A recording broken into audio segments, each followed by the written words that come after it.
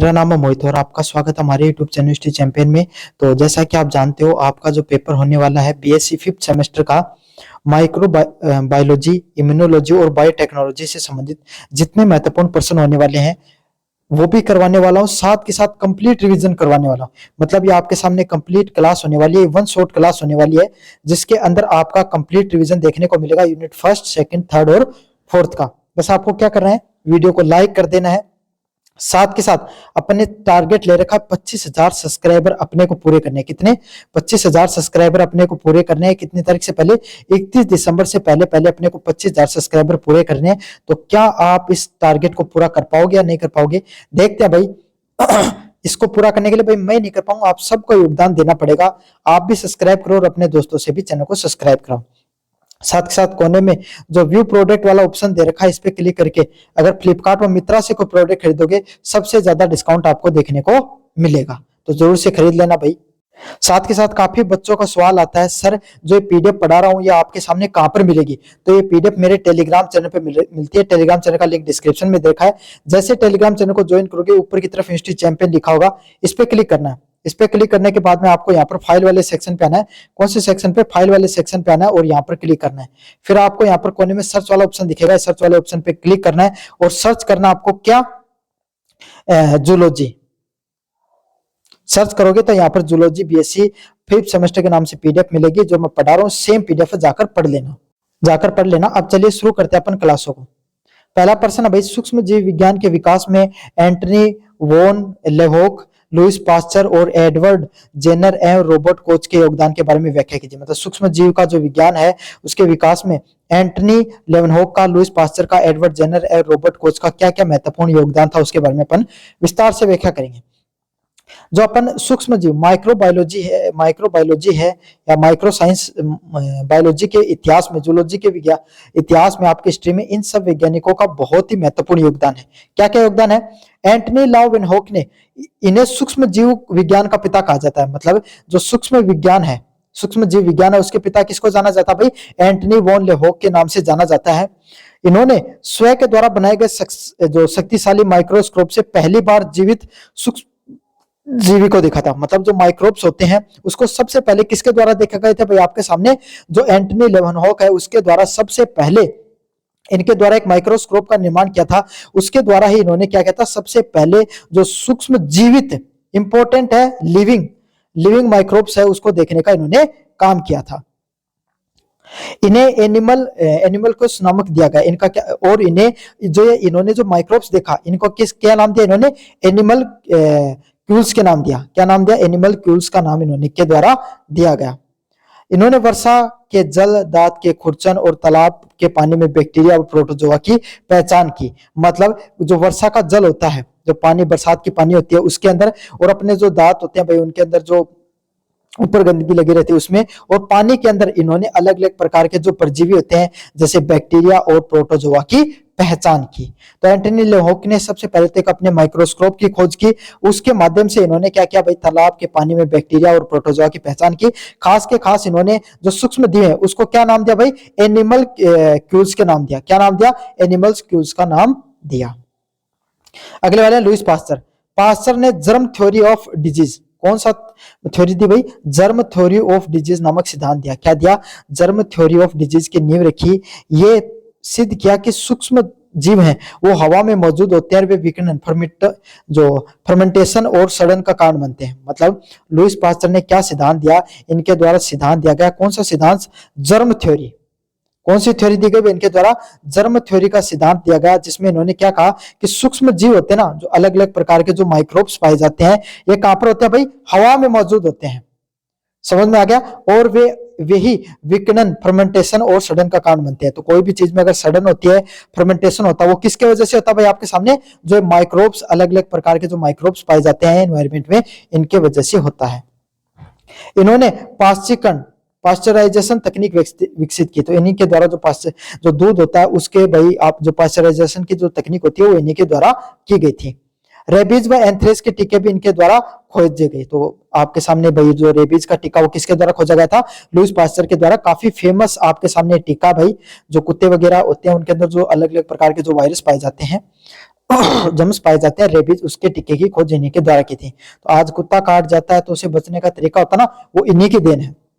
इन्होंने स्वतः जननवाद, spontaneous generation के सिद्धांत को गलत साबित किया था, कि मतलब ये जो स्पॉन्टेनियस जनरेशन देखने को मिलता है, जननवाद देखने को मिलता है, वो सिद्धांत भी इन्हीं के द्वारा गलत सिद्ध किया गया था। एडवर्ड जेनर का क्या योगदान था, जेनर को इन्यूमोलॉजी का पिता कहा जाता है। जो एडवर्ड जेनर है इनको क्या कहा जाता है, इन्यूमोलॉजी का आपके सामने फादर कहा जाता है। इन्होंने दुनिया को पहला टीका चेचक और स्मॉल पॉक्स दिया था। मतलब दुनिया को जो सबसे पहला टीका जो बोला जाता है, जो अपन पहली एंटीबायोटिक के रूप में जो आपके सामने जो वैक्सीन लगाते हैं, सॉरी एंटीबायोटिक का नाम आ गया, जो अपन वैक्सीन लगाते हैं ना, जैसे कोरोना में वैक्सीन लगाई थी, तो सबसे पहला टीका किसके द्वारा दिया गया था भाई, आपके सामने एडवर्ड जेनर के द्वारा चेचक का दिया गया था। और उन्होंने देखा कि ग्वालिन के क्वापोक्स होने के बाद चेचक नहीं होता था। इसी के आधार पर उन्होंने वैक्सीनेशन का क्या क्या आपके सामने अवधारणा की। मतलब ग्वालिन को क्वापोक्स होने के बाद चेचक नहीं होता, मतलब आप जो इनके द्वारा एक कॉन्सेप्ट निकाला गया और उसी के कॉन्सेप्ट के ऊपर इन्होंने वैक्सीन का निर्माण किया। रोबोट कोच ने विशिष्ट बीमारियों के लिए विशिष्ट सूक्ष्म जीवों को जिम्मेदार ठहरा। भाई रोबोट कोच ने क्या बताया, अलग अलग प्रकार की जो बीमारियां होती है ना, जैसे अगर आपके सामने अगर आपको रेबीज हो गया तो रेबीज के पीछे और कोई कारण है, मलेरिया के पीछे और कोई कारण है, टीबी के पीछे और कोई वायरस है। तो अलग अलग प्रकार के जो जीव हैं उनको अलग अलग प्रकार की बीमारियों को उत्पन्न करते हैं। ये किसके द्वारा बताया गया था, रोबोट कोच के द्वारा बताया था। इन्होंने एंथ्रेक्स, क्षय रोग और एजा के कीटाणुओं की खोज की थी। मतलब इनके द्वारा क्या क्या था, एंथ्रेक्स नामक रोग, क्षय रोग, टीबी रोग और एजा के जो कीटाणु होते हैं उसकी खोज किसके द्वारा की गई थी, रॉबर्ट कोच के द्वारा। किसके द्वारा की गई थी भाई, आपके सामने रॉबर्ट कोच के द्वारा आपके सामने इन सभी बीमारियों की खोज की गई थी। उन्होंने कोच की अवधारणा, कोच पोस्टुलेट दी। इसके इनके द्वारा कौन सी धारणा दी गई, कोच पोस्टुलेट नामक जो आपके सामने सिद्धांत है वो इन्हीं के द्वारा दिया गया। और आज भी यह सिद्ध करने की आधार है कि कोई सूक्ष्म जीवी किसी बीमारी का कारण है या नहीं। तो इन्होंने जो सिद्धांत दिया कोच पोस्टुलेट के नाम से जिसको जाना जाता है, उससे यह पता चलता है कि कोई भी सूक्ष्म जीवी जो आपके सामने ये कोई बीमारी पैदा कर सकता है या नहीं कर सकता, वो किसके द्वारा दिया गया था भाई, आपके सामने रोबोट कोच के द्वारा दी गई थी। मतलब सीधी सीधी बात है, यो अया को सिद्धांत दियो जिसका टेस्ट करके अपना यो पार्ट्स का कि यो बीमारी उत्पन्न कर सका या नहीं कर सका, यो वायरस। समझ में आ गया आपको अच्छे से। अगले वाला प्रश्न है, जीवाणु और विषाणु की मूल संरचना व क्रियात्मक विशेषताओं के बारे में बताइए। मतलब जीवाणु और जो विषाणु होते हैं उनकी मूल संरचना और क्रियात्मक विशेषताएं क्या होती है उसके बारे में अपन विस्तार से पढ़ेंगे। अगर अपन बात करें जीवाणु और विषाणु दोनों ही सूक्ष्म होते हैं भाई। जीवाणु चाहे बैक्टीरिया की बात कर लें अपन और चाहे आपके सामने अपन वायरस की बात कर लें, दोनों आपके सामने क्या होते हैं भाई, एकदम सूक्ष्म होते हैं। मतलब माइक्रो कंपोनेंट होते हैं, माइक्रो वायरस होते हैं। मतलब अगर आप सूक्ष्म जीवी से देखते हो, माइक्रोस्कोप से देखते हो तो ही आपको नजर आते हैं, अगर वैसे देखोगे तो आपको नजर नहीं आएंगे। लेकिन इनकी संरचना की कार्य प्रणाली में गहरा अंतर है। मतलब इनकी अगर अपन बात करें स्ट्रक्चर की, जो इनकी बॉडी होती है उसका स्ट्रक्चर अलग अलग होता है और इनकी जो कार्य प्रणाली होती है, कार्य करने का, इनका वर्क करने का जो तरीका होता है वो भी काफी अलग होता है। जीवाणु की बात करें, बैक्टीरिया की बात करें, संरचना की, ये एक कोशिकीय प्रोकैरियोटिक जीव होते हैं। प्रोकैरियोटिक जीव कौन से होते हैं भाई, आपके सामने जिनमें एक कोशिका पाई जाती है, सिंगल न्यूक्लियस होता है। सिंगल न्यूक्लियस से जिसका निर्माण होता है उसको आपके सामने प्रोकैरियोटिक जीव के नाम से, एकल कोशिकीय प्रोकैरियोटिक जीव है जीवाणु। इसमें सुस्पष्ट केंद्रक होता है। मतलब इनका जो न्यूक्लियस आप सबको पता भाई फिक्स न्यूक्लियस होता है। इसमें अगर आप देखोगे माइक्रोस्कोप के अंदर तो इनका न्यूक्लियस आपके सामने साफ स्पष्ट झलक जाएगा। क्या हो जाएगा का अभाव होता है, मतलब सॉरी झलक नहीं जाएगा, आपको देखने को नहीं मिलेगा। केंद्रक नहीं होता, न्यूक्लियस नहीं होता, किसके अंदर, बैक्टीरिया के अंदर। तो आपको अच्छे से यही याद रखना है, बैक्टीरिया के अंदर किसकी एब्सेंस होता है भाई, न्यूक्लियस का एब्सेंस होता है। किसका एब्सेंस होता है, न्यूक्लियस या आपके सामने केंद्रक का जो अभाव होता है, एब्सेंस होता है। कोशिकी भित्ति जो आपके सामने आउटर सेल होती है वो किसकी बनी होती है, पोप्टियोग्लाइकेन की बनी रहती है। तो अच्छे से याद कर लेना भाई, पोप्टियोग्लाइकेन की बनी रहती है। इनकी बाहर की जो वॉल होती है ना, सेल वॉल होती है, वो आपके सामने कोशिका भित्ति होती है, वो ग्लाइकोप्लेप्टेन की बनी रहती है। इसमें राइबोसोम्स, प्लाज्मोडियम व कोशिका द्रव पाया जाता है। तो इनके अंदर अगर अपन बात करें जो जीवाणु होते हैं इनके अंदर राइबोसोम्स भी पाए जाते हैं। क्या पाए जाते हैं, राइबोसोम्स, प्लाज्मोडियम और कोशिका द्रव, जो सेल लिक्विड होता है वो भी पाया जाता है, राइबोसोम्स भी पाए जाते हैं और प्लाज्मोडियम भी पाया जाता है। तीनों के तीनों आपके सामने जो सेल होते हैं ना, उसके अंदर ये तीनों के तीनों सेल ऑर्गन्स होते हैं, वो तीनों के तीनों पाए जाते हैं इसमें। क्रियात्मक विशेषता, ये स्वतंत्र रूप से जीवित रह सकते हैं। मतलब क्रियात्मक विशेषता कि भाई ये इंडिपेंडेंट, मतलब इनको किसी की जरूरत नहीं रहती, ये खुद भी स्वतंत्र रह सकते हैं, बिना किसी पर डिपेंड रहे खुद भी स्वतंत्र रह सकते हैं, और प्रजनन द्विखंड द्वारा कर सकते हैं। मतलब अगर इनकी रिप्रोडक्शन की बात करें, किसकी बात करें, इनके रिप्रोडक्शन की बात करें, तो आपके सामने क्या द्विखंड, आप टूटकर दो भागों में टूटकर आपके सामने क्या कर सकते हैं, अपना प्रजनन कर सकते हैं। ये मिट्टी, पानी, गर्म झरनों तथा मानव शरीर के भीतर पाए जाते हैं। मतलब आपको इस चीज से पता चलता है ये इनको जिंदा रहने के लिए आपके सामने कुछ ना कुछ वार्म टेम्परेचर चाहिए। कैसा, गर्म टेम्परेचर चाहिए। तो इसी के लिए ये मिट्टी में भी पाए जाते हैं, पानी में भी पाए जाते हैं, गर्म झरने और जो मानव शरीर होता है उसके अंदर बैक्टीरिया पाए जाते हैं। ये लाभदायक किसमें होते हैं भाई, जो दही जमना होता है उसके अंदर लाभदायक होते हैं, और हानिकारक किसमें होते हैं, अलग अलग प्रकार की हानिकारक बीमारियां फैलाते हैं। तो बैक्टीरिया में आपको क्या याद करना है, सबसे पहले तो एक जीव प्रोकैरियोटिक जीव होते हैं। कैसे होते हैं, एकल कोशिकीय प्रोकैरियोटिक जीव होते हैं। कैसे, एक कोशिकीय प्रोकैरियोटिक जीव आपके सामने पाए जाते हैं। समझ में आ गया, इनका न्यूक्लियस नहीं होता है, एक पॉइंट याद कर लेना, न्यूक्लियस नहीं होता है। बाकी इनके अंदर राइबोसोम्स, प्लाज्मोडियम और आपके सामने कोशिका द्रव पाए जाते हैं। वायरस की बात करें, ये जीवाणुओं से बहुत छोटे होते हैं, मतलब बैक्टीरिया से भी छोटे पाए जाते हैं वायरस। इनकी संरचना अत्यंत सरल होती है। तो वायरस होता है, इनकी जो संरचना है वो कैसे, आपके सामने सिंपल संरचना, भाई सिंपल स्ट्रक्चर पाया जाता है इनकी बॉडी का।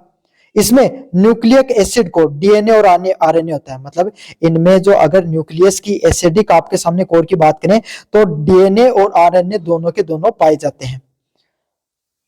जो प्रोटीन के आवरण कैस्पिड से घिरा रहता है, तो किससे घिरा रहता है भाई, आपके सामने जो वायरस का आपके सामने जो पूरा जो न्यूक्लिक एसिड किसे, जो डीएनए आरएनए किससे घिरे रहते हैं आपके सामने, कैस्पिड से। प्रोटीन का जो आवरण रहता है, मतलब प्रोटीन का आवरण क्या होता है, मतलब ऊपर कवरिंग रहती है, और उस कवरिंग किसके नाम से जाना जाता है भाई, कैस्पिड से नाम से। किस नाम से जाना जाता है, कैप्सिड के नाम से जाना जाता है।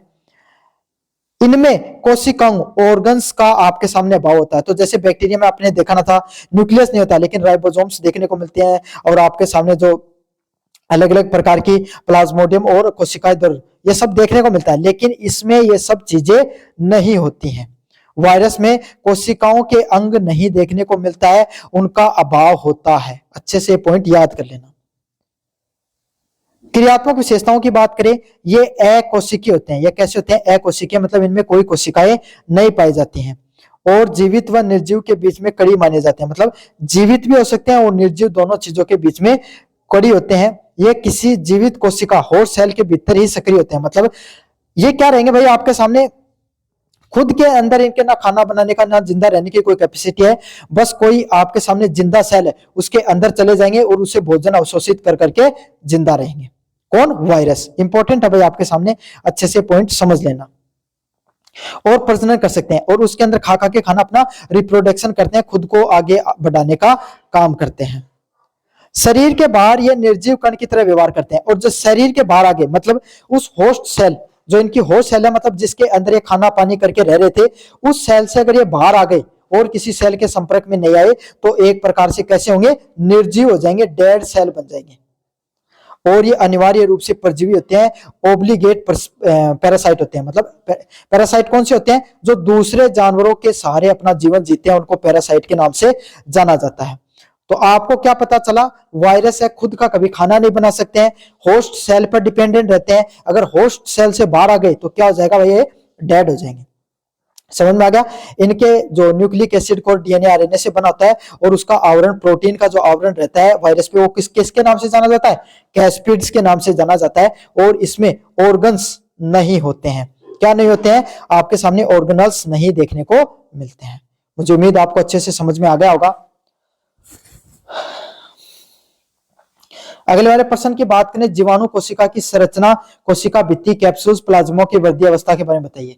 मतलब जीवाणु कोशिका होती है, उसकी संरचना कैसी होती है, कोशिका भित्ति क्या होती है, कैप्सूल्स क्या होते हैं, प्लाज्मा की वृद्धि की अवधारणा क्या होती है, इसके बारे में अपन विस्तार से देखेंगे। एक जीवाणु कोशिका की संरचना जटिल होती है, मतलब अगर अपन बैक्टीरिया की बात करें तो उसकी जो सेल होती है ना, बैक्टीरिया की सेल, वो कैसी होती है भाई, आपके सामने उसका कॉम्प्लेक्स स्ट्रक्चर देखने को मिलता है। कैसा स्ट्रक्चर होता है भाई, उसका कॉम्प्लेक्स स्ट्रक्चर होता है। जीवाणु की जो सेल होती है उसका स्ट्रक्चर बहुत ज्यादा कॉम्प्लेक्स देखने को मिलता है और कठोर वातावरण में भी जीवित रह सकता है। मतलब इनकी सेल है ना, जो बैक्टीरिया की सेल, वो अगर कोई एडवर्ट इन्वायरमेंट है, मतलब डिफिकल्ट इन्वायरमेंट में भी जिंदा रह सकती है। इस प्रकार की इनकी सेल पाई जाती है। अगले वाला प्रश्न है कोशिका भित्ति, सेल वॉल। अब कौन कौन से ऐसे ऑर्गन है जो बैक्टीरिया के अंदर पाए जाते हैं उसके बारे में पढ़ेंगे। यह सबसे महत्वपूर्ण बाहरी आवरण है, मतलब कोशिका सेल होती है वो सबसे बाहरी आउटर सेल होती है आपके सामने। किसकी भाई, कोई भी सेल है ना, उसको बचाने के, जहां अपना जो घर होता है उसके बाहर अपन मजबूत दीवार बनाते हैं ना, तो उसी तरीके से जो सेल होती है उसके बाहर क्या होती है, सेल वॉल पाई जाती है, एक दीवार पाई जाती है जो उसको क्या करती है भाई, सेल के अंदर जितने भी ऑर्गन रहते हैं उनको बचाने का काम करती है। जहां अपनो घर है, घर के अंदर आपा सारा रहा है ना, घर को क्या काम है, बारिश बचाने के लिए है ना, गर्मी सर्दी सबसे बचाने को काम हो ना, तो ऐ सेल वॉल है, एक अंदर जितना भी जो लोग नहीं, जितना ऑर्गन रहे सेल के अंदर, उन्हें बचाने को काम करे है। अगले वाला आपके सामने कैप्सूल्स। कैप्सूल्स क्या होते हैं आपके सामने, कोई जीवाणु में कोशिका भित्ति के बाहर एक चिपचिपा परत होती है। तो आपके सामने अपन ने, एक मिनट रुकना भाई, पूरा नहीं पढ़ा था सेल वॉल को, फिर से शुरू करते हैं। ये जो प्लोटीग्लाइटेन की बनी होती है आपके सामने, ये जो सेल वॉल होती है जो प्लोटीग्लाइटेन से बनी होती है। ग्राम स्टेनिन के आधार पे पतली या मोटी हो सकती है, मतलब ग्राम स्टेनिन की प्रक्रिया पाई जाती है जिसके हिसाब से क्या, काफी बार ये पतली भी पाई जाती है और काफी बार मोटी भी हो सकती है। समझ में आ गया? तो ये अच्छे से याद कर लेना, ग्राम स्टेनिन जो जीवाणु में ग्राम पॉजिटिव और ग्राम नेगेटिव को वर्गीकृत करती है। ग्राम पॉजिटिव होगा तो थोड़ी मोटी सेल वॉल होगी, ग्राम नेगेटिव होगा तो थोड़ी पतली सेल वॉल देखने को मिलती है। कैप्सूल्स, कुछ जीवाणु में कोशिकाएं भित्ति के बाहर एक चिपचिपा परत होती है। मतलब कैप्सूल्स क्या होता है भाई, कुछ जीवाणु होते हैं, कुछ आपके सामने बैक्टीरिया होते हैं, उसके अंदर क्या रहता है, जो कोशिका भित्ति होती है उसके बाहर एक चिपचिपी परत होती है। मतलब सेल वॉल के आपके सामने बाहर मतलब को नहीं कि इधर की साइड में नहीं, इसके आपके सामने इधर की साइड में क्या होता है, एक चिपचिपी परत होती है, उसको कैप्सूल्स के नाम से जाना जाता है। यह मुख्य रूप से पॉलीसैकेराइड से बना होता है। किससे, अच्छे से याद कर लेना भाई, पॉलीसैकेराइड से बनी होती है। किससे बनी रहती है, पॉलीसैकेराइड से। पॉलीसैकेराइड से आपके सामने बनी होती है, अच्छे से याद कर लेना। कैप्सूल्स किसको कहा जाता है, कोशिका भित्ति से बाहर होती है और पॉलीसैकेराइड से बनी होती है। मोस्ट इंपोर्टेंट है, पॉलीसैकेराइड नाम रख लेना। यह जीवाणु को सूखने से बचाता है। और इसको क्या होता है, जो जीवाणु होता है ना, बैक्टीरिया होता है, उसको सूखने से, मतलब अब ये चिपचिपा पदार्थ है, मतलब थोड़ा मॉइस्चर पाया जाएगा। अगर ज्यादा धूप लगी, ज्यादा टेम्परेचर इंक्रीज हुआ तो ये क्या, इसका जो चिपचिपा पदार्थ है ना, वो खुद सूख जाएगा अंदर से, लेकिन मॉइस्चर है वो नहीं जाएगा। जीवाणु को सूखने से बचाने काम करती है। इसे मेजबान प्रतिरक्षा तंत्र, इम्यून सिस्टम से सुरक्षा प्रदान करता है। साथ के साथ क्या करता है, अगर कोई होस्ट सेल है, होस्ट सेल क्या, कैसे, जैसे अपना शरीर है, अपने शरीर के अंदर बैक्टीरिया जा रहा है तो क्या करेंगे, व्हाइट सेल है, जो इम्यून सिस्टम की जो सेल होती है, वो आपके सामने उस पर अटैक करेंगे, तो उससे बचाने का काम कौन करता है भाई, ये कैप्सूल है, ये आपके सामने उससे बचाने का काम करता है। समझ में आ गया आपको अच्छे से? अगला फ्लैजेला। फ्लैजेला क्या होता है आपके सामने, ये चुंबक जैसी लंबी संरचनाएं होती हैं जो जीवाणु के लोकोमोशन करने में मदद करती हैं। फ्लैजेला क्या होता है भाई, आपके सामने जो टांग हुए हैं, जहां अपने आपके सामने जो टांग देखने मिली ना आगे पीछे जाने के लिए, उसी तरीके से बैक्टीरिया के नीचे छोटे छोटे ऐसे रेशे पाए जाते हैं, है ना, जो क्या करते हैं भाई, आपके सामने जो ये बैक्टीरिया होता है उसको लोकोमोशन करने में, लोकोमोशन क्या है, आगे पीछे होने में, ऊपर नीचे होने में की मदद करें। तो फ्लैजेला भी इंपॉर्टेंट है भाई। फ्लैजेला क्या होती है, आपके सामने चुंबक जैसी स्ट्रक्चर होती है जो इसको, जो बैक्टीरिया होती है उसको आगे पीछे होने में मदद करती है। ये प्रोटीन से बने होते हैं। किससे बने होते हैं भाई, आपके सामने प्रोटीन से बने होते हैं और जीवाणु को तरल माध्यम में तैरने में सक्षम बनाते हैं। क्या करते हैं, ये जो जीवाणु होता है आपके सामने, बैक्टीरिया होता है, वो आपके सामने जो लिक्विड मीडियम है उसमें तैरने के लिए सहायक होते हैं। क्या, फ्लैजेला। समझ में आ गया? तो फ्लैजेला का आपके सामने यही काम होता है, जो लिक्विड मीडियम होता है उसमें आपके सामने ये तैर सकें, इसलिए फ्लैजेला होता है इनके अंदर, लोकोमोशन में काम आते हैं। मतलब टांग हुए भाई, सीधी सीधी बात है कि का बैक्टीरिया का। अब जीवाणु की वृद्धि कैसे होती है, बैक्टीरिया ग्रोथ फेज कैसे होती है। जीवाणु एक बंद संवर्धन कल्चर में उगाया जाता है। मतलब बैक्टीरिया के एक आपके सामने जो एक बंद कल्चर होता है उसके अंदर बनाया जाता है। इसके 4 फेज होते हैं। पहला होता है लेग फेज। इस अवस्था में संख्या नहीं बढ़ती है, लेकिन जीवाणु नए वातावरण के अनुकूल होने के लिए आकार में बड़े होते जाते हैं और मेटाबॉलिज्म तेज होता है। मतलब सीधी सीधी बात है, अगर मान लो कोई जीवाणु है वो बाहर ना और थारे शरीर में आगो, तो अब क्या करोगे, लेग फेज आओगे। सबसे पहले क्या होगा, लेग फेज। लेग फेज के अंदर क्या करेगा भाई, आपके सामने जो जीवाणु होता है ना, वो अपने आप को रिप्रोडक्शन नहीं करेगा, बढ़ेगा नहीं, लेकिन खुद का आकार बढ़ा लेगा, मोटो होने लग जाएगा। समझ में आ गई, ताकि नयो इन्वायरमेंट एक अंदर के जब वो सर्वाइव कर पाओ। समझ में आ गया। तो यही आपके सामने जो जीवाणु होते हैं वो नए वातावरण में खुद को तैयार करने के लिए लेग फेज में क्या करते हैं, आपके सामने आकार को बढ़ा लेते हैं, जिससे इनका मोटिबोलिज्म है, मेटाबॉलिज्म वो क्या हो जाता है, तेज होता है। मेटाबॉलिज्म क्या होता है, खाने पीने की जो क्षमता है बढ़ जाए। अगले वाला फेज है लोग फेज। लोग फेज क्या होता है भाई, एक्सपोनेंशियल फेज के नाम से भी जाना जाता है। ये जीवाणु बहुत तेजी से विभाजित होते हैं। लोग फेज के हो भाई, आपके सामने एक अंदर के जो जीवाणु है ना, वो बहुत तेजी से बढ़े हैं। लोग फेज के अंदर क्या होता है, जितने भी जो वायरस होते हैं, जितने भी आपके सामने जो बैक्टीरिया की बात करें, जो बैक्टीरिया होते हैं वो बहुत तेजी से आपके सामने रिप्रोडक्शन करते हैं और इनकी संख्या वो दुगुनी हो जाती है। समझ में आ गया, संख्या मतलब बढ़नी शुरू हो जाती है। लेग फेज में संख्या कौन बढ़ाई, मोटा होगा। लॉग फेज एक्सपोनेंशियल फेज में क्या अपने आप को बढ़ा दिया। स्टेशनरी फेज क्या होता है, पोषक तत्वों की कमी व अपशिष्ट बढ़ने के कारण नई कोशिकाएं बनने की दर व पुरानी कोशिकाओं मरने की दर बराबर हो जाती है। फिर क्या भाई, कोई भी चीज एक बार घनी बढ़ेगी, फिर क्या एक बार कंट्रोल होनी शुरू हो जाए, तो अब क्या हो गई, अब धीरे धीरे भाई कोई भी चीज है, कोई भी खाना उनके खातर होगा तो क्या धीरे धीरे कमी हो जाएगी, तो कोई भी व्यक्ति वो बीमार पड़ना शुरू हो जाएगा, पोषक तत्वों की कमी हो जाएगी, है ना। अब बैक्टीरिया खाने की भी मिल रही हो नहीं, साथ साथ कचरो भी बढ़ गो शरीर में, तो क्या होगा, आपका सामने जो नई कोशिकाएं, नई सेल हैं, उनके बनने की दर, मतलब जो नई बैक्टीरिया बनने की दर है वो पुराने वाले बैक्टीरिया के बराबर हो जाती है आपके सामने। तो इसको क्या बोला जाता है, स्टेशनरी फेज। और स्टेशनरी फेज में आपके सामने जो ये बैक्टीरिया होते हैं ना, इनकी संख्या नहीं बढ़ती है। क्या नहीं होता है, इन बैक्टीरियाओं की जो संख्या होती है वो आपके सामने फिक्स रहती है, बढ़ती नहीं है बिल्कुल भी। Death phase. डेथ फेज क्या होता है, आपके सामने यहाँ मरने वाली संख्या, जो कोशिकाएं उनकी संख्या बढ़ने लग जाती है। डेथ फेज में क्या होता है, आपके सामने जितना भी जो ये ही बैक्टीरिया है, इनके जो मरने वाली सेल है वो बढ़ जाती हैं। बैक्टीरिया की जो मरने की संख्या है वो आपके सामने बढ़ जाती है और जनसंख्या में गिरावट आती है। क्या हो जाता है, इनकी जो पॉपुलेशन है, इनकी पॉपुलेशन में आपके सामने क्या होता है, डिक्रीजमेंट देखने को मिलता है, धीरे धीरे पॉपुलेशन इनकी घटती चली जाती है। इस तरीके से होता है। देखो लैग फेज के अंदर क्या है, आपका सामने बढ़िया को नहीं जय का बै का लोग एक्सपोनेंशियल फेज में बहुत ज्यादा बढ़ेगा, मतलब बराबर होगा। स्टेशनरी फेज में क्या होगा, आपका सामने बराबर ही, और फिर आपके सामने डेथ फेज में कम होगा। ये अण की ग्रोथ को स्ट्रक्चर है। मुझे उम्मीद आपको अच्छे से समझ में आ गया होगा भाई, अच्छे से समझना। यूनिट फर्स्ट को मैंने अच्छे से पढ़ा दिया है। अब अपन बढ़ेंगे यूनिट नंबर सेकंड की तरफ। किसकी तरफ बढ़ेंगे भाई, यूनिट नंबर सेकंड की तरफ बढ़ेंगे। मोस्ट इंपोर्टेंट है, साथ के साथ अगर स्पेशल सेकंड यूनिट सेकंड का वीडियो देख रहे हो तो भाई यूनिट फर्स्ट मैंने ऑलरेडी पढ़ा दिया, डिस्क्रिप्शन में लिंक दे रखा है यूनिट फर्स्ट का, जाके पढ़ लेना। साथ के साथ चैनल को भाई सब्सक्राइब जरूर से कर दो। अपन सब ने भाई, हमने सबने मिलकर 25,000 सब्सक्राइबर पूरे करने का, कितने 25,000 सब्सक्राइबर पूरे करने का टारगेट रख रखा है 31 तारीख से पहले। तो आप सब बच्चे अगर चैनल को सब्सक्राइब करोगे तो अपना जो 31,000 सब्सक्राइब पूरे करने का जो टारगेट है वो अचीव हो जाएगा। तो सारे विद्यार्थी करो भाई चैनल को सब्सक्राइब, आप भी मेहनत करो, मैं भी मेहनत कर रहा हूं, अपन सब मिलकर इस टारगेट को पूरा करेंगे।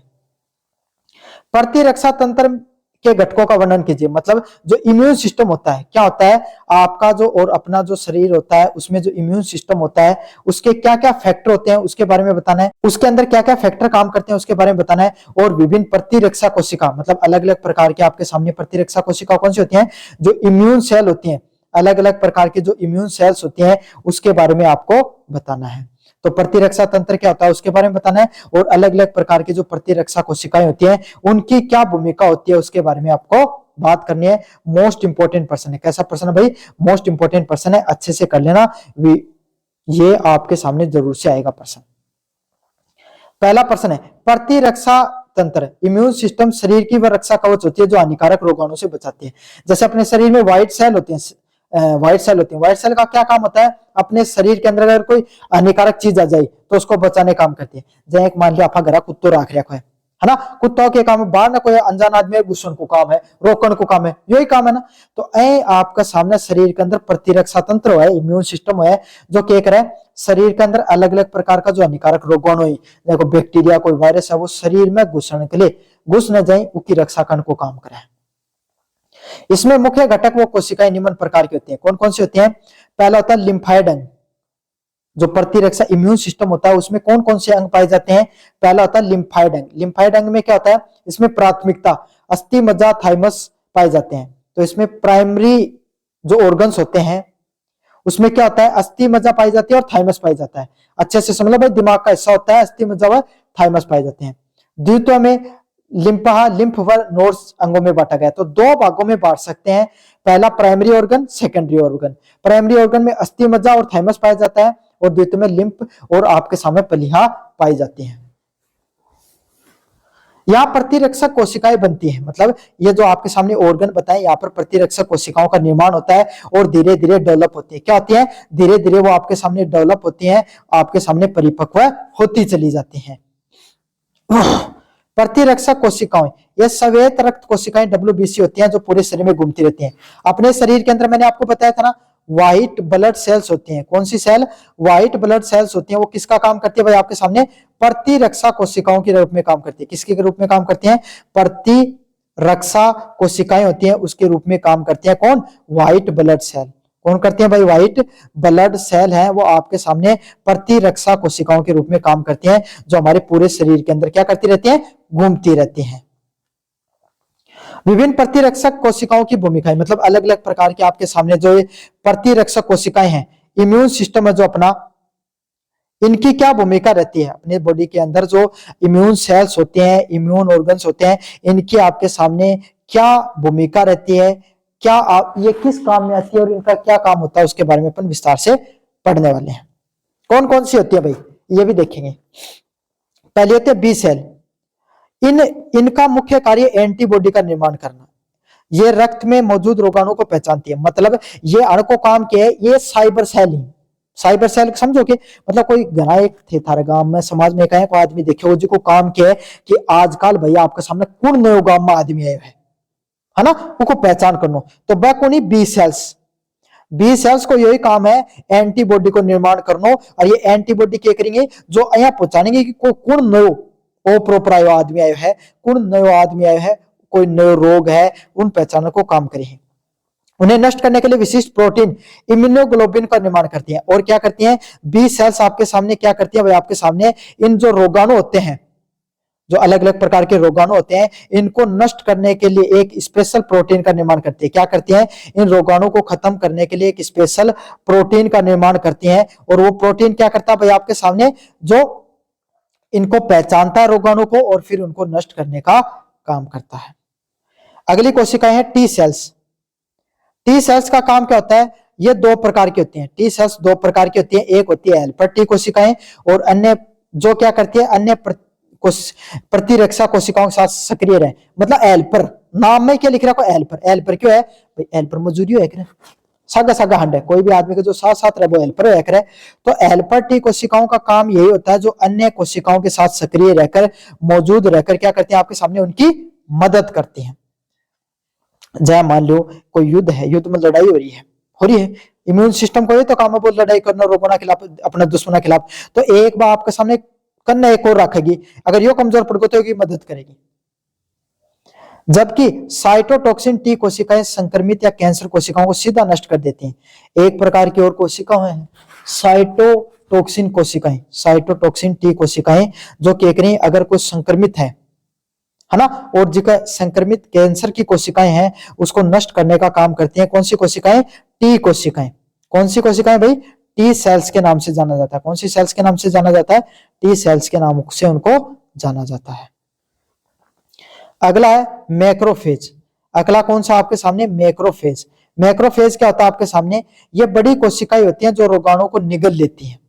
मैक्रोफेज क्या होता है भाई? आपके सामने जो बड़ी कोशिकाएं, मतलब जन की शेप साइज बड़ी हुआ है, और जो रोगाणु, कोई भी रोग आ रही है, कोई भी बीमारी आ रही है, उन सीधी की सीधी मायने गाल ली, वह कौन सी? मैक्रोफेज के नाम से जाना जाता है। कौन सी बीमारी के नाम से जाना जाता है भाई? मैक्रोफेजेस के नाम से जाना जाता है। और उन्हें क्या कर देती है भाई? पचाकर नष्ट कर देते हैं। कोई रोग आयो, छोटा मोटा बैक्टीरिया वायरस देखो माई ने खा के निपटा दियो। समझ में आ गया? तो ये आपके सामने भाई आया, समझ लो कि खाई जाए तो सल्टाई दे, मोटी है थोड़ी ज्यादा। न्यूट्रोफिल, न्यूट्रोफिल्स क्या होते हैं? संक्रमण होने पर सबसे पहले पहुंचने वाली कोशिकाएं होती हैं। न्यूट्रोफिल्स क्या कौन होती है भाई आपके सामने? न्यूट्रोफिल्स, न्यूट्रोफिल्स होते हैं अगर कट्ठे भी वायरस होगो, कट्ठे भी संक्रमण होगो, खांसी जुकाम लगी, सब पहले कौन पूछेंगे? न्यूट्रोफिल्स। छींक आने लगी, ठंड पकड़ने लगी, वायरस को शिकार हो रहे हो, न्यूट्रोफिल्स भागी भागी गई, बोली मागी मागी, है ना? तो उनको काम क्या है? ये जट्ठे भी वायरस संक्रमण फैलियो सबसे पहले न्यूट्रोफिल्स पूछेंगे, जो बैक्टीरिया को मारते हैं। और क्या काम होता है भाई आपके सामने? जो अलग अलग प्रकार का जो बैक्टीरिया फैला रहता है उसको नष्ट करने का काम करती है। अगला प्राकृतिक मारक कोशिकाएं, एनके सेल्स। एनके सेल्स का क्या काम होता है भाई आपके सामने? यह वायरस से संक्रमित कोशिकाओं और ट्यूमर कोशिकाओं के बिना किसी पूर्व पहचान के नष्ट करने में सक्षम रहती है। एनके सेल्स का आपके सामने क्या काम रहता है? ये वायरस से, कोई भी वायरस होता है उससे संक्रमित कोशिकाओं, ट्यूमर कोशिकाओं को बिना किसी पूर्व पहचान के नष्ट कर देती हैं। मतलब कोई भी वायरस और कोई कैंसर कोशिका मिलेगी, उन्हें बिना पहचाना अगर मान ले ये कहें कि ये छुपी हुई खुराफात थी, मतलब जो आपके सामने जो ऊपर वाली सेल होती है ना, बी कोशिकाएं तो ढूंढकर नष्ट करती हैं। ये जो एन के सेल होती है बिना ढूंढने से पहले, मतलब पूछो पहले ही नष्ट कर देंगे एन के सेल। अगाऊ ही काम कर रखा है आपके सामने। चलिए भाई, मुझे उम्मीद आपको समझ में आ गया होगा सारा का सारा इम्यून सिस्टम वाली कौन कौन सी सेल होती हैं। एक एक फिर से बता दूं, बी कोशिकाएं वो होती हैं जो एंटीबॉडी को निर्माण करें, को नए रोगाणु पहचान के नष्ट करने को काम करे हैं। टी सेल दो प्रकार की, एल्फा टी सेल और cytokine T cell. T cell, alpha T cell को क्या काम है? कोई भी इम्यून सेल है उसका साथ साथ चलेंगे, अगर वो कमजोर पड़ेगी तो उन क्या करेंगे? उसका साथ रह के भाई उसकी हेल्प करने को काम करेंगे। अगला है आपके सामने मैक्रोफेज, जो रोगाणु को निगल जाती है। मतलब जो मैक्रोफेज होती है, जितने भी जो रोग वगैरह आ जाते हैं उसको सीधा का सीधा निगल लेने का काम करती हैं, है ना? निगल के खा जाएंगे। मतलब न्यूट्रोफिल्स क्या करते हैं? सबसे पहले पूछेंगे, अगर कट्ठे भी कोई बैक्टीरिया वायरस संक्रमित हो तो देखो न्यूट्रोफिल्स सबसे पहले पूछ के रोकने को काम करें। और प्राकृतिक एन के सेल क्या होती है? ये कोई भी संक्रमित कोशिकाओं, ट्यूमर को बिना पहचाने नष्ट करने का काम करती है। कौन सी सेल? एन के सेल्स। मुझे उम्मीद आपको अच्छे से समझ में आ रहा होगा भाई, सारा सारा पढ़ाया। कमेंट बॉक्स में जरूर से एक बार स्पैम कर देना कि आप को मैंने जो पढ़ाया वो समझ में आया या नहीं आया। Immunoglobulin, IGC, IgM, IgA, IgD और आईजी के संरचना और कार्यों के बारे में स्पष्ट कीजिए। मतलब इम्यूनोग्लोबिन क्या होता है? इम्यूनोग्लोबिन क्या होता है? इसमें आईजीजी, आईजीएम, आईजीए और आईजीडी की के महत्वपूर्ण आपके सामने को के स्ट्रक्चर हुआ है, उसका के कार्य वही उसका बारे में थाने बताना है। बताते हैं भाई। इम्यूनोग्लोबिन आईजी एक एंटीबॉडी कहलाती है। क्यों है एंटीबॉडी? क्यों है? या भी भाई शरीर में प्रतिरक्षा करने को काम करे, है ना? ये वाई आकार के ग्लाइकोप्रोटीन से बनी होती है। और किससे बनी होती है? वाई आकार को कोई ग्लाइकोप्रोटीन हुआ ना, उससे बनी हुआ है, जो बी कोशिकाओं द्वारा बनाए जाते हैं। मतलब मैं थार बताया कोई एंटीबॉडी को निर्माण करियो जा है ना? इसी के द्वारा बी कोशिकाएं क्या करती हैं? कोई भी वायरस से लड़ने के लिए एंटीबॉडियों का निर्माण करती हैं। उसी प्रकार का आपके सामने जो एंटीबॉडी कौन सी है? ग्लाइकोप्रोटीन नामक एंटीबॉडी है, जो वाई शेप की होती है। वो किसके द्वारा बनाया जाता है भाई? इम्यूनोग्लोबिन के द्वारा बनाया जाता है। इनमें दो भारी और दो हल्की श्रृंखलाएं होती है। इसमें क्या होता है? दो भारी श्रृंखलाएं होंगी और दो हल्की श्रृंखलाएं देखने को मिलती हैं। किसमें? इम्यूनोग्लोबिन के अंदर। 5 प्रकार के इम्यूनोग्लोबिन और उनके कार्य भाई के कार्य हुए 5 प्रकार का, जो आईजीजी को, आईजीएम को, आईजीए को और आईजी को देखांगा भाई। पहले कार्य की बात करें, यह रक्त में सबसे अधिक मात्रा में 80% में पाया जाता है। आईजीजी है ना, यो लगभग 80% पाया जाए। कितना पाया जाए? लगभग 80% तक आपके सामने ब्लड में पाया जाता है। कितना पाया जाता है? ब्लड के अंदर आपके सामने, खून के अंदर लगभग आईजीजी है वो 80% तक पाया जाएगा। कितना प्रतिशत तक पाया जाएगा? 80% तक पाया जाएगा। यह एकमात्र एंटीबॉडी है। मतलब यह के एकमात्र एंटीबॉडी है। कैसी बॉडी है? एंटीबॉडी है जो क्या करती है? जो प्लासेंटा को पार कर मां के भ्रूण में जा सकती है। याद रखियो, या ये कहें कि एंटीबॉडी है जब बच्चों पेट में हो ना, गर्भ में हो, जब प्लासेंटा समझो ना नाल हुआ है, जिसके माध्यम से बच्चा ने खून, खाने और पानी सब जा है उसका माई की उसके अंदर से जाकर आपके सामने एंटीबॉडी बच्चे के शरीर में चली जाती है। इंपॉर्टेंट है भाइयों, ये जो पॉइंट बताया है ना ये बहुत इंपॉर्टेंट है, चाहे कोष्टक में करके लिखा है।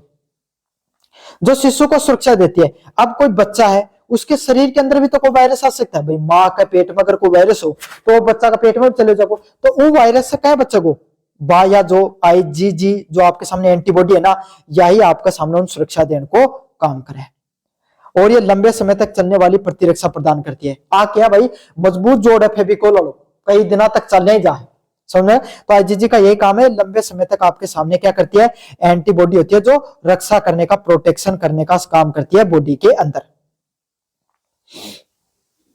अगले है आईजीएम, यह आकार में सबसे बड़ा पेंटामीटर होता है और संक्रमण होने पर शरीर में सबसे पहले पहुंचने वाली एंटीबॉडी होती है।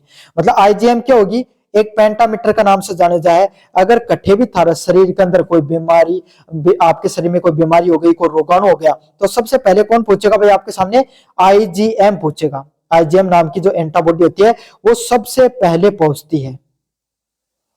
यह रोगाणु के गुच्छे बनाने में बहुत प्रभावी, ये रोगाणु के गुच्छे बनाने में बहुत ज्यादा प्रभावी होती है। मतलब एक जगह इकट्ठा कर लेगी, सारे जो रोगाणु होता है उसको एक जगह इकट्ठा करने में मदद करती है कौन, आईजीएम को।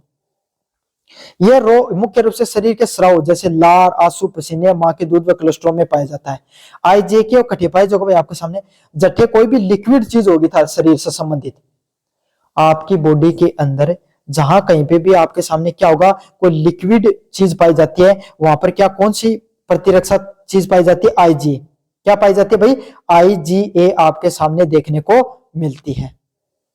कहां मिलेगी, आपके शरीर के अंदर स्राव जैसे लार, आपका जो लार होती है उसके अंदर, आंसू आपके आंखों के अंदर आंसू आ रहे हैं, पसीना आ रहा आपका, उसके अंदर आपके सामने पाई जाती है। क्या पाई जाती है, आईजीए आपके सामने लार, आंसू, पसीना और मां के दूध व कोलेस्ट्रॉल में पाई जाती है। यह श्वसन और पाचन तंत्र की श्लेष्मा झिल्ली की भी रक्षा करती है और क्या करती है हमारे शरीर के अंदर जो सांस लेते हैं ना उस तंत्र की, और जो अपने बॉडी के अंदर जो पाचन तंत्र होता है, डाइजेशन सिस्टम होता है, उसकी भी क्या करती है आपके सामने प्रोटेक्शन करने का काम करती है। तो श्वसन तंत्र को भी प्रोटेक्शन करेगी और आपके सामने जो अपना श्वसन तंत्र है ना, सांस लिया कर उन नली की भी क्या करेगी, प्रोटेक्शन करने को काम करे। अगले वाला है आईजीई। आईजी का क्या काम होता है भाई आपके सामने, यह मुख्य रूप से एलर्जी प्रतिक्रियाओं से सक्रिय होती है। आईजीई कब देखने को मिलती है, जब आपकी बॉडी के अंदर एलर्जी हो जाती है। कोई भी जैसे आपको धुएं से एलर्जी है, आपको अगर मिट्टी से एलर्जी है, तो अगर आपकी बॉडी में कोई अगर एलर्जी जैसी चीजें हो रही हैं, आपको कोई एलर्जी भी एक प्रकार का संक्रमण होता है, तो जब आपकी बॉडी के अंदर अगर एलर्जी से संबंधित कोई संक्रमण फैल जाता है तो क्या कौन सी आईजीई आपके सामने क्या होती है, एक्टिव हो जाती है। यह अस्थमा और पराग कणों से होने वाली एलर्जी के दौरान बढ़ जाता है। कब बढ़ा है, अगर था अस्थमा, सांस से संबंधित एलर्जी, जैसे अगर अक्सर या मिट्टी, धूल, मिट्टी कणों से ज्यादातर एलर्जी देखने को मिलती है आईजी वाली, उसमें आईजी की मात्रा बढ़ती है। ये परजीवी कीड़ों के खिलाफ भी लड़ता है और अगर मान लो कोई परजीवी कीड़ा आगा है ना, उसके खिलाफ भी लड़ने को काम करे है आईजी को। लास्ट वाली है भाई आईजीडी। आईजीडी का क्या काम होता है, ये शरीर में बहुत कम मात्रा में पाया जाता है। आईजीडी होती है ये बॉडी में बहुत कम पाई जाती है, मुख्य रूप से बी कोशिकाओं की सतह पर स्थित होती है। कहां पर स्थित होती है भाई, जो बी कोशिकाएं होती हैं उसकी जो सरफेस होता है, बी कोशिकाओं का जो सरफेस होता है उसके ऊपर क्या पाया जाता है, आईजीडी पाया जाता है। क्या पाया जाता है, आईजीडी पाया जाता है। कोई भी अलग अलग प्रकार की जो बी कोशिकाएं होती हैं उसकी बॉडी के ऊपर आईजीडी देखने को मिलता है। समझ में आ गई, मतलब जो बी कोशिका जो एंटीबॉडी को निर्माण करे ना, उनके ऊपर आईजीडी पाए जाए, उनकी टैट पे बैठे रहे एकदम सिर के ऊपर और उन्हें सक्रिय करने में मदद करता है। मतलब उन्हें स्टार्टर करने, उन्हें सक्रिय करने में मदद करे के आईजीडी। तो आईजीडी तो है समझो कि भाई जो स्टार्टर के रूप में काम करे है, मतलब स्टार्ट करने का, सक्रिय करने में किसी भी सेल को जो उसको स्टार्ट करने में मदद करता है आईजीडी। समझ में आ गया, और बी सेल के ऊपर बैठे होते हैं। इतने प्रकार की इम्यून सिस्टम की सेलें होती हैं, इसके बारे में अपन ने अच्छे से पढ़ लिया भाई। अगले वाला है एलिसा तकनीक का वर्णन कीजिए तथा उसके उपयोगों का विश्लेषण कीजिए। तो एलिसा तकनीक होती है क्या एंजाइम लिंक्ड इम्यूनो जो वेरिएंट ऐसे होती है आपके सामने, ये कौन सी तकनीक होती है, इसका कैसे उपयोग किया जाता है, इसके बारे में अपन विस्तार से पढ़ेंगे। काफी ज्यादा महत्वपूर्ण प्रश्न है भैया। इलिसा एक अत्यंत संवेदनशील जैव रासायनिक तकनीक है। इलिसा क्या आपके सामने कौन सी तकनीक है भाई, आपके सामने एक जैव रासायनिक तकनीक है ना, जिसका उपयोग शरीर के विशिष्ट एंटीजन, रोगाणु या एंटीबॉडी की उपस्थिति पता लगाने के लिए उपयोग में किया जाता है। एलिसा क्या है भाई आपका सामने, एलिसा एक बहुत ही सूक्ष्म, अत्यंत सूक्ष्म संवेदनशील, मतलब अत्यंत आपके सामने बहुत ज्यादा एक्टिव केमिकल रिएक्शन की आपके सामने टेक्निक होती है। ये शरीर के अंदर रोगाणु को पता लगाने के लिए उपयोग में की जाए, मतलब शरीर के अंदर थारो कौन सा प्रकार को जो रोग है वो थारा शरीर के अंदर चले गया है, इस चीज को पता लगाने के लिए आपके सामने एलिसा टेक्निक को प्रयोग किया जाए। कौन सी टेक्निक को, एलिसा जो टेक्निक होती है उसका प्रयोग में लिया जाता है। या एंटीबॉडी की उपस्थिति पता लगाने में किया जाता है, या शरीर में कौन सी प्रकार की एंटीबॉडी। भाई एक बात बताओ, अगर तनबो कह रहे हैं बोले शराब ढूंढो तो ठिकाना ढूंढ लो, तो भाई बात है अगर रोग नहीं मिल रहे तो यो देख लो कौन सी एंटीबॉडी मारन वाली कौन सी एंटीबॉडी काम कर रही है, तो थान यो भी बेर पा जाओ कौन सा रोग शरीर में फैल रहा है ना। तो एंटीजन या रोगाणु के लिए, रोगाणु को पहचानने में या एंटीबॉडी को पहचानने में आपके सामने एलिसा टेक्निक का प्रयोग किया जाता है। किसका, एलिसा टेक्निक का प्रयोग किया जाता है। कैसे काम करती है भाई, यह तकनीक एंटीजन या एंटीबॉडी के बीच में होने वाली विशिष्ट प्रतिक्रिया पर आधारित है। मतलब इस तकनीक में क्या लगाया रखा है, इस तकनीक में क्या लगाया गया है कि जो एंटीजन होता है और एंटीबॉडी होती है, ये आपस में किस तरीके से रिएक्शन करते हैं, किस तरीके से आपके सामने जो रिएक्ट करते हैं, वो स्पेसिफिक जो रिएक्शन होता है आपके सामने उसके बारे में बताने का काम करता है। कौन सी, ये जो टेक्निक होती है आप एलिसा टेक्निक, वो यही बताती है कि जो एंटीजन है और एंटीबॉडी है ये आपके सामने आपस में कैसे रिएक्शन करती है उसके बारे में बताने का काम करती है। यह विशेष एंजाइम का उपयोग किया जाता है। इसमें क्या किया जाता है, एक प्रकार का स्पेशल एंजाइम, स्पेशल प्रकार का जो एंजाइम है उसका इसमें उसका प्रयोग किया जाता है। इसमें यदि नमूने जैसे रक्त में लक्षित एंटीजन व एंटीबॉडी मौजूद होता है, यदि ब्लड के अंदर आपके सामने एंटीजन व एंटीबॉडी मौजूद होगी तो वह किट में लगे पूरक साथी से जुड़ जाता है। मतलब अगर रक्त में देखो कह रहे हैं, अगर कोई एंटीजन या एंटीबॉडी, मतलब अगर कोई रोग या उन रक्षा करने वाली अगर कोई चीज है वो अगर ब्लड के अंदर है, तो एक के अंदर के टेस्ट के अंदर दोनों रहे हैं। देखो कैसा रहता है, जैसे टेस्ट के अंदर मैं आपको बताऊं एक एंटीजन है एक एंटीबॉडी है, तो अगर ब्लड में एंटीजन या एंटीबॉडी होगा तो वो उससे जाकर चिपक जाता है। जैसे चिपक जाएगा, पेयर बना लेगा, तो एक रंगीन प्रक्रिया होती है आपके सामने, क्या है, कलरफुल रिएक्शन देखने को मिलती है।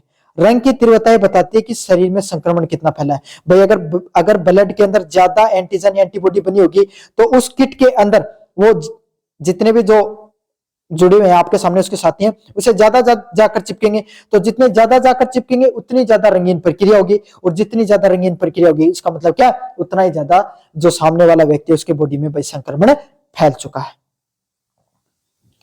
एलिसा मुख्य दो प्रकार की होती है, डायरेक्ट एलिसा, इनडायरेक्ट एलिसा और sandwich Elisa.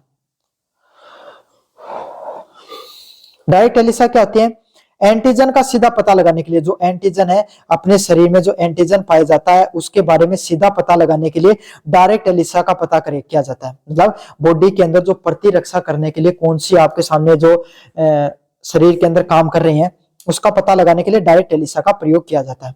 Indirect Elisa antibody जैसी एचआईवी के प्रति पता लगाने के लिए, एंटीबॉडी होती है भाई आपके सामने, एंटीजन मतलब रोगाणु को पता लगाने के लिए तो डायरेक्ट एलिसा प्रयोग किया जाता है। इनडायरेक्ट में क्या होता है, एंटीबॉडी मतलब अया का ऐसे आपके सामने जो कौन सी एंटीबॉडी है, वो मतलब कौन से जो प्रतिरक्षा तंत्र वो आपके सामने तैयार है, वो काम कर रहा है, उससे आपके सामने वायरस का पता लगाया जाता है, तो इनडायरेक्ट एलिसा के नाम से जाना जाता है। सैंडविच एलिसा क्या होता है, दो एंटीबॉडी के बीच में एंटीजन को पकड़ने का, मतलब दो अलग अलग प्रकार के एंटीबॉडी है, मतलब दो अलग अलग प्रकार के आपके सामने क्या रख रखी है, प्रतिरक्षा तंत्र है, उसके बीच में किसी वायरस पकड़ में आता है, उसको क्या कहा जाता है, सैंडविच एलिसा के नाम से जाना जाता है। किस नाम से जाना जाता है, सैंडविच एलिसा के नाम से जाना जाता है। अब ये तकनीकें किसमें काम आती हैं, उपयोग रोग निदान में, एचआईवी एड्स, हाइपोटेसिस बी, डेंगू जैसी बीमारियों के परीक्षण में ये तकनीक बहुत काम की है। एलिसा तकनीक है वो किस किस में काम में आती है, इंपॉर्टेंट है भाई, ये आपके सामने अच्छे से समझ लेना। HIV एड्स, किसी इंसान का HIV एड्स का अगर अपन ट्रीटमेंट करते हैं या उसका पता लगाने का प्रयास करते हैं तो एलिसा टेक्निक काम में आती है। हाइपोटेटिस बी मतलब कोई इंसान को अगर डायबिटीज वगैरह है, डेंगू है, तो इन सब रोगों को पता लगाने में भाई ये एलिसा टेक्निक का बहुत काम की है। हार्मोन परीक्षण, गर्भावस्था परीक्षण, प्रेगनेंसी टेस्ट के अंदर HCG हार्मोन का पता लगाने के लिए भी काम में आती है। आपके भाई शरीर के अंदर कितने हार्मोन फैल रहे हैं इसका पता लगाने के लिए भी आपके सामने जो HCG टेस्ट होता है उसका जो आपके सामने पता लगाने में भी काफी काम में आती है। खाद्य सुरक्षा, खाद्य पदार्थों से होने वाली एलर्जी तत्वों को पता लगाने में भी काम आती है। मतलब अगर आपको काफी बच्चों को देखा होगा आपके सामने, काफी लोगों को कुछ जैसे गेहूं खा लिया तो उससे उनको एलर्जी हो जाती है, उनकी उल्टी होना शुरू हो जाती है, दूध पी लेते हैं तो उनको उल्टी होने लग जाती है, काफी लोगों को दही खाने से उल्टी होने लग जाती है। तो जो लोग होते हैं जिनको खाने पीने से जो एलर्जी देखने को मिलती है, जिससे उनके शरीर में कोई जहर बन रहा है या अन्य प्रकार की कोई बीमारी बन रही है, तो उस चीज का पता लगाने के लिए क्या किया जाता है भाई, इसका प्रयोग किया जाता है। टीकाकरण प्रभाव, यह जांचने के लिए कि टीका के बाद में पर्याप्त एंटीबॉडी बने या नहीं बने, इसके लिए आपके सामने एलिसा टेक्निक का प्रयोग किया जाता है। क्यों, एंटीजन का भी तो, एंटीबॉडी का भी तो पता लगाने का काम करती है। तो बच्चों ये थे आपके सामने मास्टर क्लास नंबर फर्स्ट, आपकी जो बायोलॉजी की जूलॉजी की क्लास है, माइक्रोबायोलॉजी, इम्यूनोलॉजी और बायोटेक्नोलॉजी से संबंधित। कैसा लगा वीडियो जरूर से बताना, चैनल को जरूर से सब्सक्राइब कर देना। धन्यवाद।